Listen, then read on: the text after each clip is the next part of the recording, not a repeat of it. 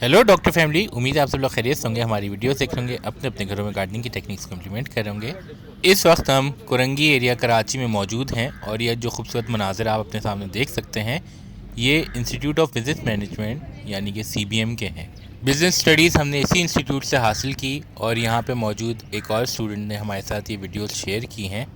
आप देख सकते हैं रंग बिरंगे विंटर फ्लावर्स ने एक बहुत ही खूबसूरत एडिशन दिया है यूनिवर्सिटी प्रेमिसेस को। यहाँ पिटोनिया, कार्नेशन, ड्रैगन फ्लाई और गेंदे समेत बहुत सारे और फूल मौजूद हैं। ये सब विंटर फ्लावर्स हैं। इसके अलावा आप ये ऑर्नामेंटल कैबेज भी हमारे सामने देख सकते हैं। बिल्कुल इसी तरीके से आप भी अपने इंस्टीट्यूट की वीडियोस हमारे साथ शेयर कर सकते हैं। कैसी लगी हमारी वीडियो? अगर वीडियो पसंद आई हो तो लाइक का बटन ज़रूर दबाइएगा। कमेंट सेक्शन में फीडबैक दीजिए। चैनल को सब्सक्राइब करें, लोगों के साथ शेयर करें। It's me doctor Lee from the team doctor signing off. Take care, Allah हाफिज़।